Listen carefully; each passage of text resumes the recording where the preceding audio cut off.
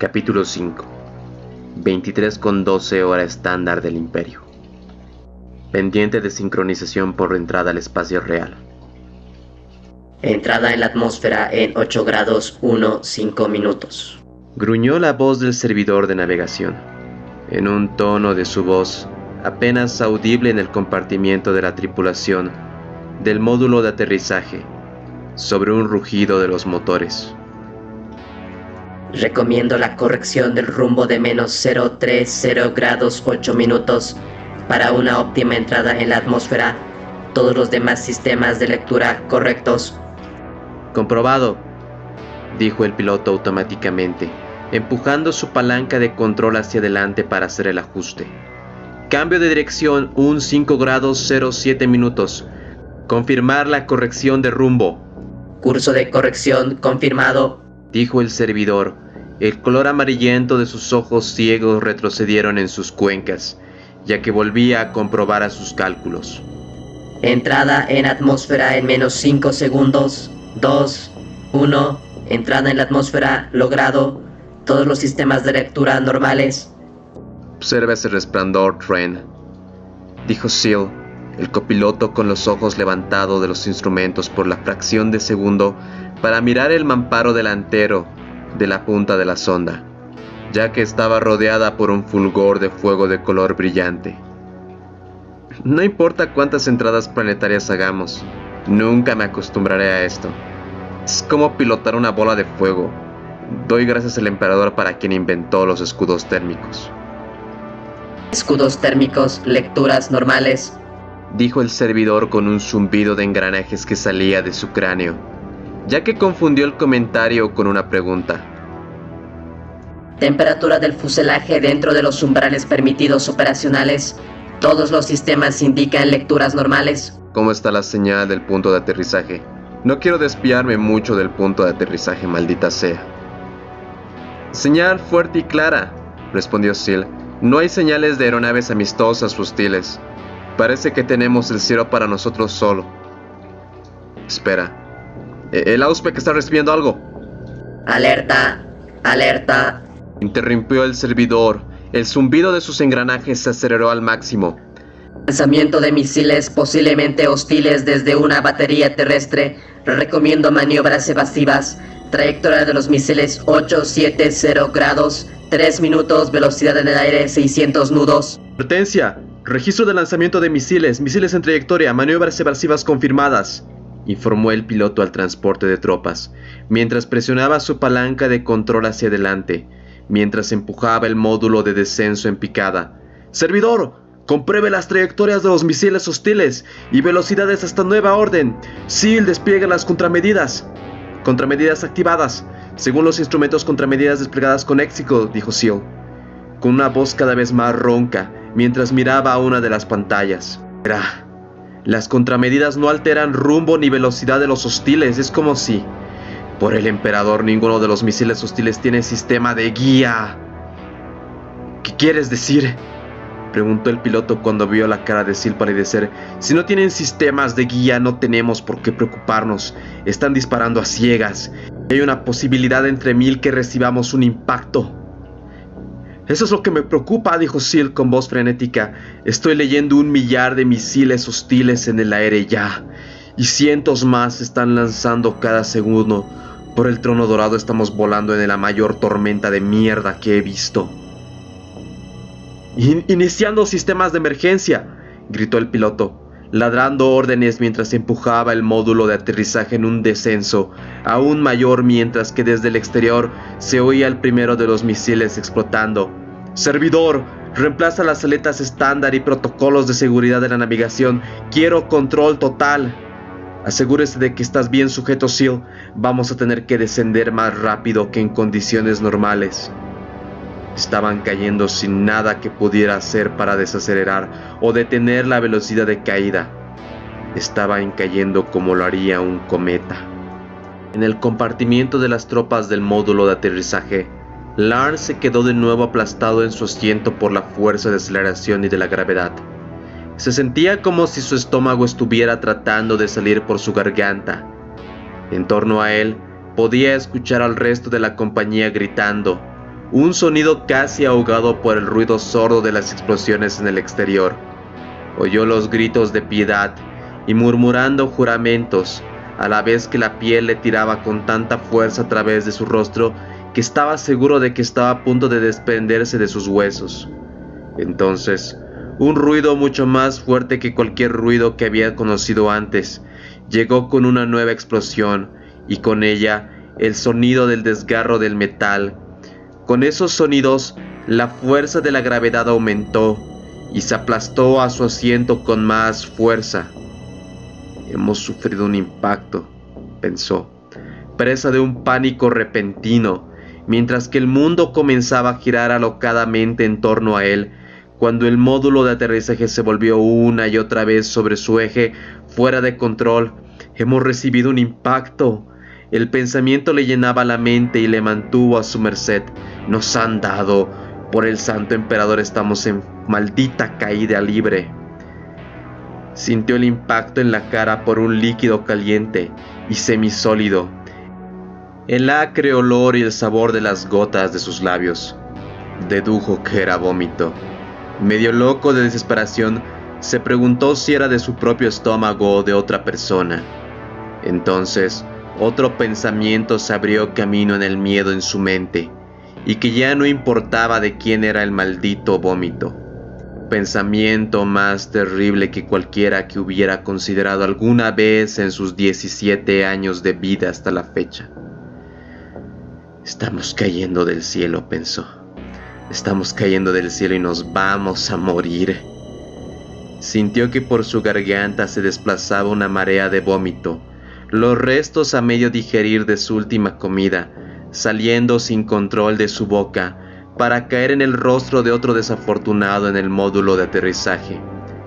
Cierto que estaba al borde de la muerte, y trató de reproducir los acontecimientos de su vida en su frágil cerebro.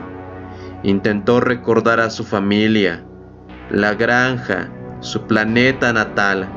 Trató de pensar en los campos de trigo, en las magníficas puestas de sol, en el sonido de la voz de su padre. Cualquier cosa para borrar la terrible realidad de su alrededor. Estaba desesperado, y aunque se dio cuenta de los últimos momentos de su vida los gastaría con el sabor del vómito, el sonido de los hombres que gritaban de pánico por su muerte, su propio corazón latía con fuerza en el pecho. Estas eran las últimas sensaciones que experimentaría antes de su muerte. Justo cuando empezaba a preguntarse por la injusticia de todo el mundo, dejó girar, cuando un impacto discordante y como el grito terrible de alguna bestia mortalmente herida, el módulo de aterrizaje finalmente impactó el suelo. Por un momento se hizo el silencio, mientras que el interior del módulo se hundió en la oscuridad total. A continuación, Larn oyó el sonido de las toses y oraciones silenciosas. Cuando los hombres del módulo de aterrizaje dejaron de contener el aliento colectivamente y descubrieron, a pesar de algunos recelos iniciales, que aún estaban vivos. De repente, la oscuridad dio paso a una luz tenue, con la activación del sistema de iluminación. Entonces, oyó la voz familiar comenzando a ladrar órdenes del sargento Ferres, que trataba de restablecer el control de sus tropas. «¡Hemos aterrizado!», gritó el sargento. «Prepárense para abandonar el módulo. Muevan el culo, maldita sea, y empiecen a actuar como soldados. Tenemos una guerra que librar, bastardos perezosos». Liberándose de las correas de su asiento, Larn se tambaleó inestablemente cuando se puso de pie, con las manos inspeccionando con cautela su cuerpo para revisar por si tenía algún hueso que estaba roto, y para su alivio, parecía que había sobrevivido al aterrizaje sin heridas graves. Tenía los hombros adoloridos y tenía una dolorosa contusión donde el cierre de una de las correas del asiento había rozado con su carne. Parecía que se había escapado de lo que parecía una muerte segura. Increíblemente indemne, entonces Justo cuando empezó a felicitarse por sobrevivir a su primer desembarco, Larn se volvió para recuperar su rifle láser y vio que el hombre que estaba sentado en el asiento de al lado no había tenido tanta suerte. Era Jenks. Tenía la cabeza colgando hacia un lado en un ángulo antinatural, con los ojos mirando al vacío y con la boca abierta. Jenks estaba en su asiento muerto e inmóvil, mirando fijamente al cadáver de su amigo entumecida de incredulidad. Larn notó que un hilo de sangre corría por la boca y Jenks tenía la barbilla teñida de rojo. Entonces vio un pequeño trozo de carne de color rosa a sus pies. Larn se dio cuenta de que con la fuerza del aterrizaje, Jenks debía de haberse cortado con los dientes una parte de su lengua. Horrorizado como estaba por ese descubrimiento, Larn al principio no podía entender cómo había muerto Jenks, hasta que, mirando una vez más la disposición de los cinturones de seguridad alrededor de su cuerpo y la forma en que su cabeza colgaba hacia un lado como una marioneta rota, se dio cuenta de que Jenks había colocado incorrectamente los arneses de seguridad, haciendo que el cuello de Jenks se torciera de un modo tan horrible en el momento de su aterrizaje. El conocimiento no cambió el hecho de que su amigo estaba muerto. La comprensión de cómo Jenks había fallecido no hizo nada para aliviar el dolor que sentía por dentro Larn. «¡Evacúen el módulo!», gritó el sargento de nuevo.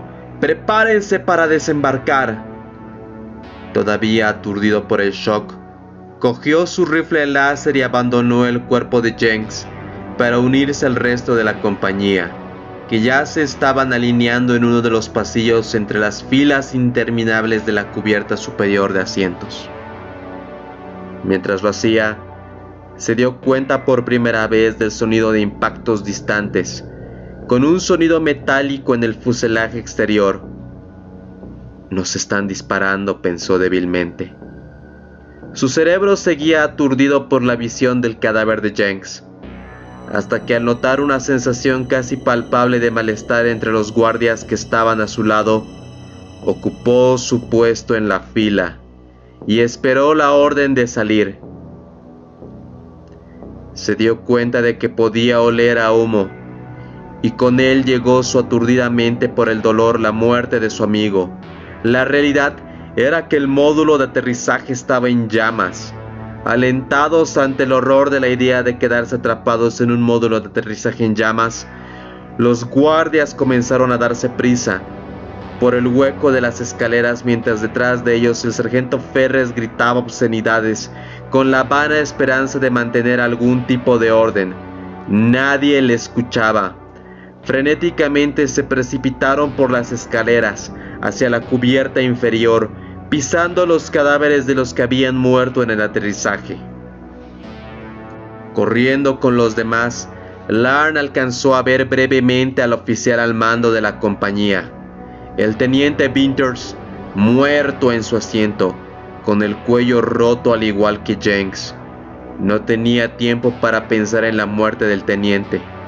Atrapados en el tumulto de guardias, solo podían correr con la multitud hacia la cubierta inferior y a la rampa de asalto y hacia la libertad. Cuando llegaron a la cubierta inferior, se encontraron que la rampa de asalto todavía estaba cerrada, mientras que alrededor de ellos el olor del humo se hacía cada vez más fuerte.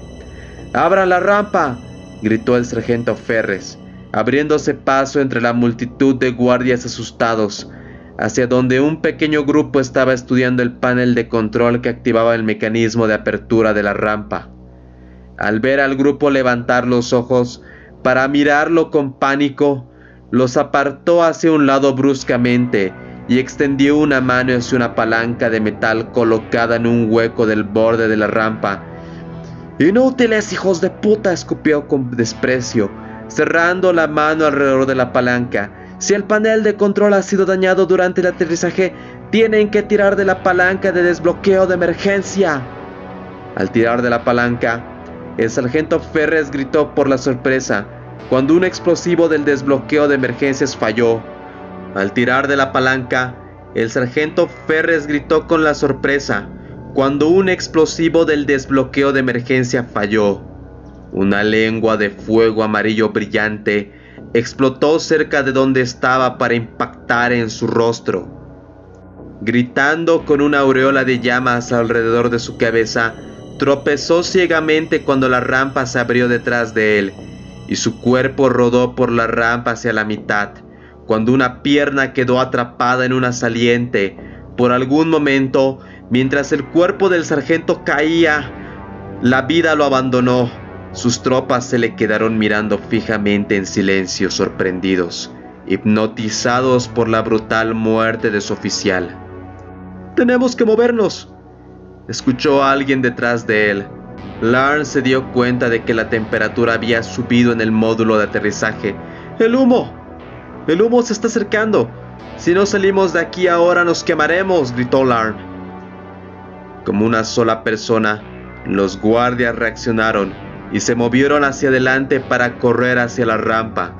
La luz cegadora del exterior los cegó brevemente por su intensidad. Después de la penumbra del interior, apenas era capaz de mantenerse en pie. Los soldados de detrás lo empujaron para salir.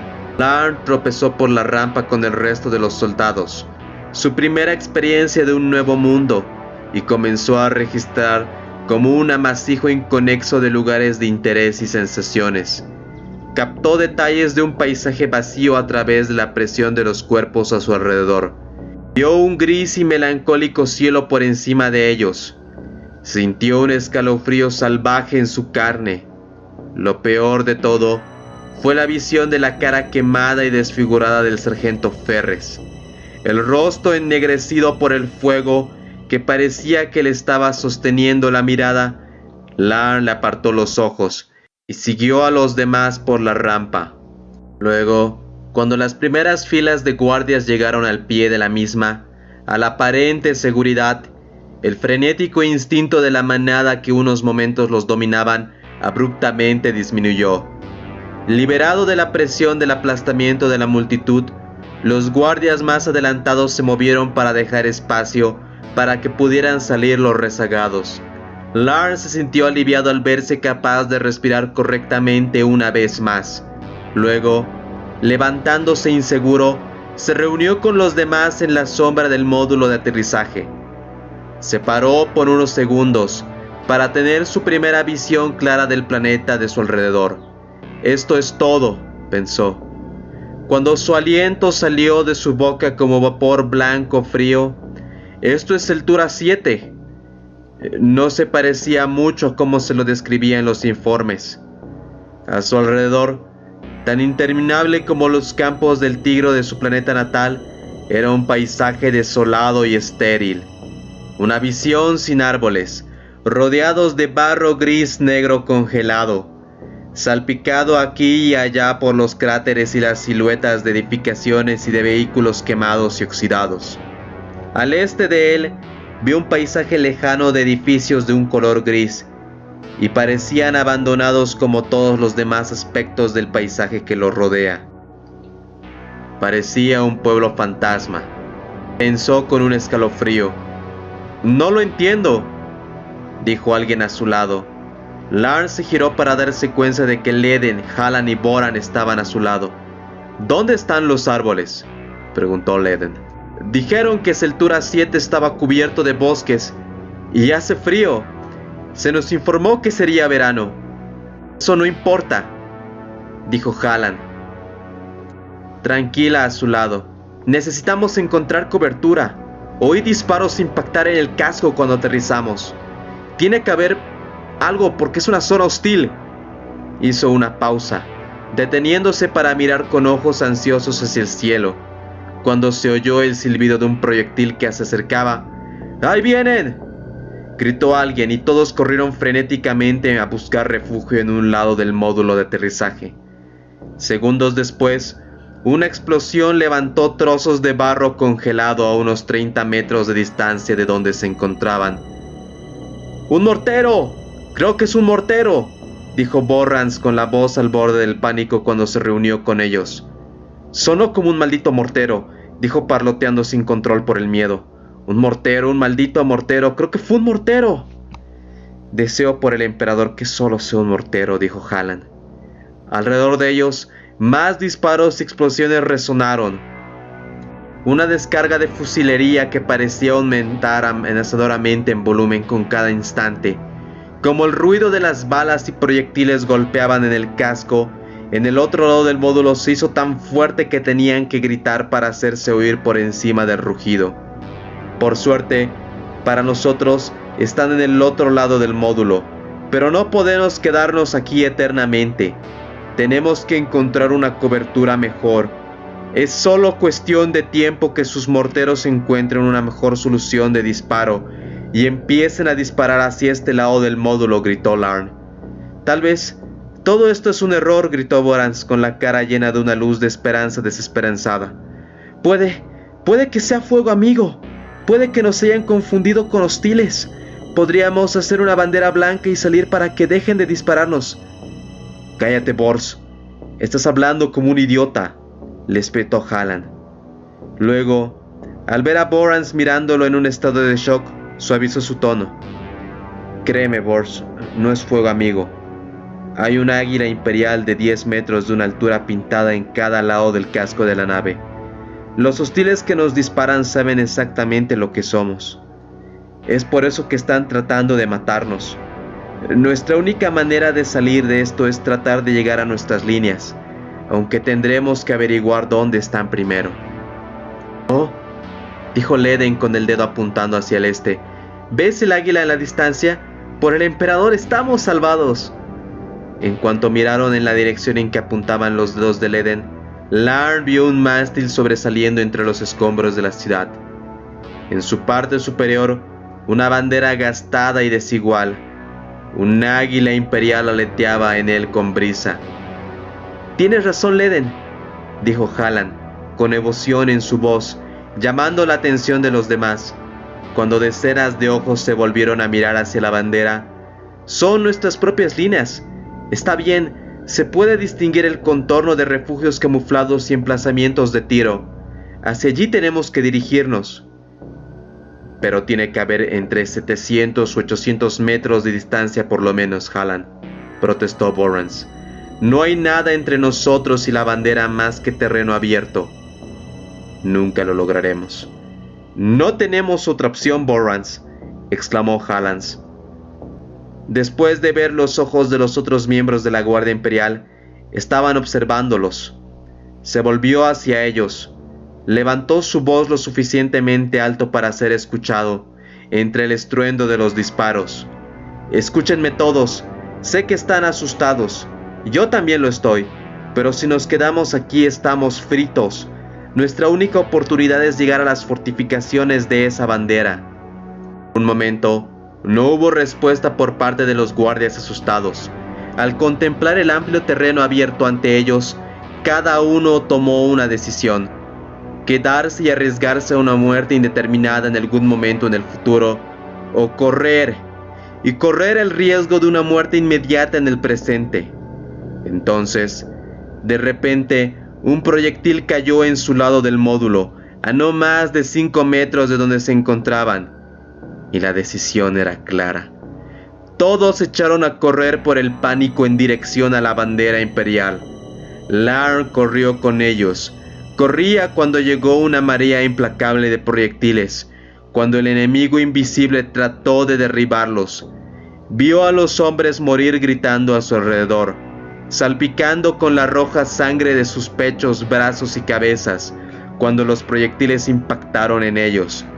Vio a guardias caer muertos por los proyectiles, los cadáveres destrozados por las explosiones y la metralla, cabezas y miembros desmembrados en un instante. Durante todo el tiempo que mantenía sus ojos fijos en la bandera, su única posibilidad de salvación en la distancia delante de él era rezar una silenciosa oración con la esperanza de que alguien lo salvase. Con cada paso más cerca, él pensaba que la salvación estaría ahí.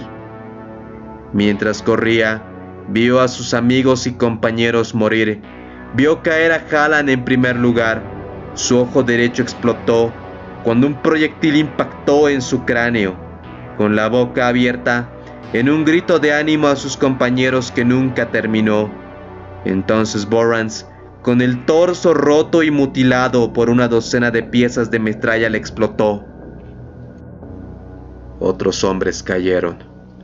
Algunos los conocía por su nombre, otros los había conocido solo de vista, todos ellos asesinados al igual que jadeantes y desesperados como estaba Larn. Los supervivientes corrieron en dirección hacia la bandera, hasta que por fin, con la mayoría de sus cuerpos ya muertos y la bandera todavía a un centenar de metros de distancia, Larn se dio cuenta de que nunca lo lograrían. ¡Aquí! ¡Por aquí! ¡Rápido! De repente, al oír voces que gritaban cerca de Larn, se volvió para ver a un grupo de soldados de la guardia, vestidos de camuflaje gris-negro aparecer, como de las sombras, indicándoles que corrieran hacia ellos. Cambió de dirección para dirigirse a su posición. Vio que habían salido de una trinchera y corrió hacia ellos, con los proyectiles enemigos masticando el suelo a su alrededor, hasta que por fin llegó a la trinchera y saltó hacia adentro, hacia la seguridad. Tratando de recuperar el aliento hacia ellos, miró a su alrededor. Larn vio 5 guardias de pie en los confines de la trinchera, todos vestidos con el mismo uniforme de color gris-negro, con capotes, bufandas estampadas y cascos envueltos de pieles. Al principio no les prestó atención. Sus ojos se volvieron a explorar la tierra de nadie de la que acababa de escapar. Entonces, uno de los guardias se volvió hacia él con una mueca y dijo finalmente: «Soy Bitmir. En trinchera 3, sargento», dijo al pulsar un interruptor en el cuello. Larn se dio cuenta de que estaba hablando por un comunicador. «Tenemos un superviviente. Creo que unos pocos más en otras trincheras, pero la mayoría de esos estúpidos están muertos en la tierra de nadie». «Puedo ver movimiento en el lado orco», dijo uno de los otros guardias de pie, mirando por encima del parapeto de la trinchera. «Con la matanza debe de haberles llegado el olor a sangre. Se están preparando para un ataque».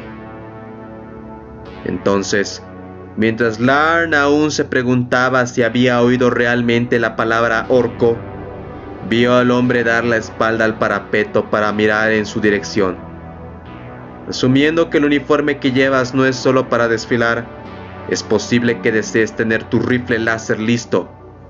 Posiblemente lo necesites».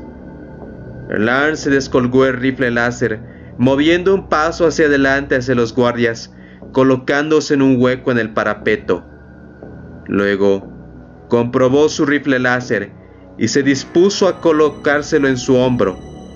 Se preguntó cómo era posible que en la sesión de información les informaran que tenían que enfrentarse a una rebelión de FDPs, y en este momento estuvieran a punto de entrar en combate contra una horda de orcos, cuando desde el rabillo del ojo vio un letrero de madera acribillado, erigido, detrás y ligeramente a un lado de la trinchera, cuyo saludo estaba fuera del lugar en estos momentos. Un letrero que decía: «Bienvenido a Brokerok». Esto no era Centuria 7.